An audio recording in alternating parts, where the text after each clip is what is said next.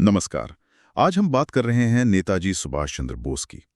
उनके जीवन और उनकी जो विरासत है उस पर एक गहरी नजर डालेंगे। हमारे पास नेताजी स्वतंत्रता की अदम्य लौ नाम की स्क्रिप्ट के कुछ हिस्से हैं और कोशिश ये रहेगी कि इस महान स्वतंत्रता सेनानी के जीवन के जो अहम पड़ाव थे और उनकी जो छाप है आज तक उसे समझा जाए।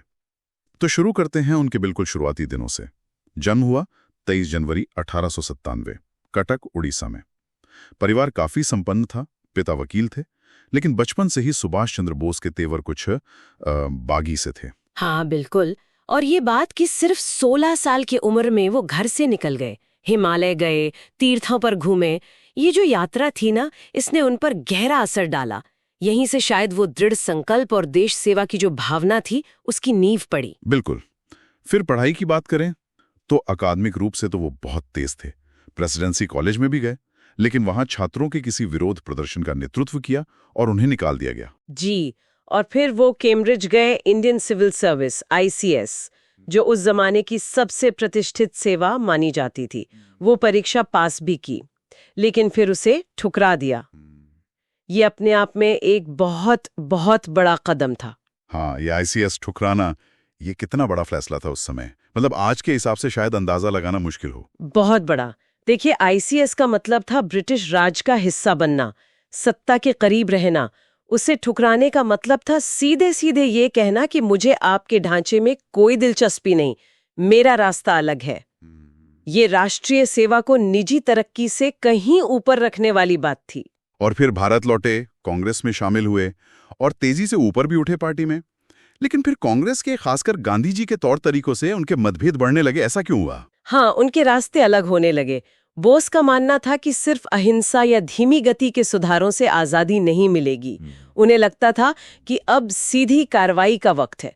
वो ज्यादा रैडिकल, ज्यादा तेज बदलाव चाहते थे। और इसी सोच के साथ उन्होंने फॉरवर्ड ब्लॉक बनाया, कांग्रेस के अंदर ही एक अलग गुट। बिल्कुल। फॉरवर्ड ब्लॉक उन्हीं लोगों को साथ लाने की कोशिश थी जो तुष्टीकरण के बजाय सीधी कार्रवाई चाहते थे। और यहीं से उनका वो मशहूर नारा आया, तुम मुझे खून दो, मैं तुम्हें आजादी दूंगा। यूसी सीधी कार्रवाई का, उसी जोश का प्रतीक था। फिर उन्हें कई बार जेल भी जाना पड़ा अपने विचारों की वजह से। द्वितीय विश्व युद्ध का समय आ रहा था और 1941 में वो अंग्रेजों की नजरबंदी से भाग निकले। ये भी एक कमाल की कहानी है। अफगानिस्तान के रास्ते जर्मनी पहुंचे। जी हाँ, ये उनका एक बहुत नाटकीय और साहसिक कदम था। जर्मनी पहुंचना और फिर वहां धुरी राष्ट्रों से मदद मांगना, ये एक विवादास्पद कदम जरूर था। मतलब हिटलर के जर्मनी से मदद लेना, लेकिन बोस का तर्क था कि दुश्मन का दुश्मन दोस्त होता है। हाँ, उनका लक्ष्य सिर्फ एक था, भारत की आजादी, चाहे रास्ता कोई भी हो। बिल्कुल। उनके लिए लक्ष्य सबसे जरूरी था। जर्मनी में उन्होंने आजाद हिंद रेडियो को फिर से शुरू किया। वहां से भारतीय युद्धबंदियों और जो प्रवासी भारतीय थे उन्हें आजादी के लिए लामबंद करने की कोशिश की। और फिर 1943 में एक और खतरनाक सफर, सबमरीन से जर्मनी से जापान नियंत्रित दक्षिण पूर्व एशिया पहुंचे, सिंगापुर। हाँ, ये भी एक असाधारण यात्रा थी। और सिंगापुर पहुंचकर उन्होंने इंडियन नेशनल आर्मी यानी आजाद हिंद फौज को संभाला, उसे एक नई जान दी। रास बिहारी बोस ने इसकी नींव रखी थी, लेकिन सुभाष चंद्र बोस ने इसे एक बड़ी ताकत बनाया। और उनका लक्ष्य था दिल्ली चलो, अपनी फौज के साथ भारत की धरती को आजाद कराना। जी, ये सोचिए कि विदेश में हजारों मील दूर एक सेना तैयार करना और उसे भारत की आजादी के लिए लड़ने का जज्बा देना, ये कोई मामूली बात नहीं थी। INA सिर्फ सैनिक नहीं थे, वो एक विचार का प्रतीक बन गए थे।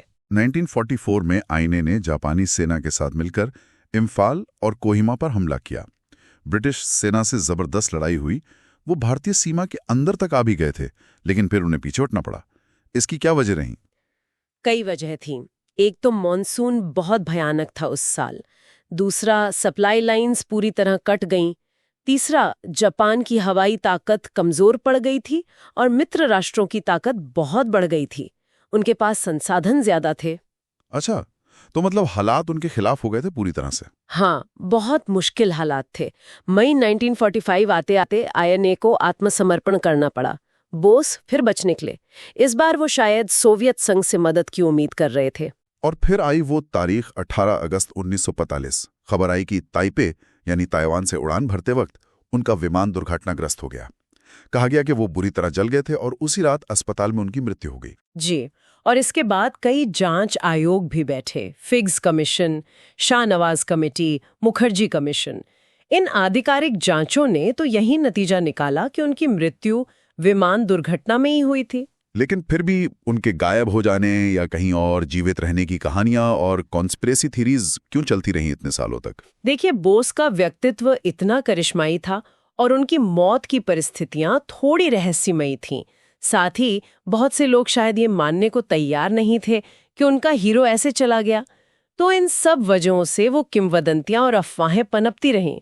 ये उनकी लोकप्रियता का भी एक सबूत है। तो आखिर में अगर हम बोस की विरासत की बात करें तो आज हम उन्हें कैसे याद करते हैं? उनका क्या असर रहा? उनकी विरासत कई परतों वाली है। एक तो वो उग्र राष्ट्रवाद, आज़ादी के लिए किसी भी हद तक जाने का जज्बा।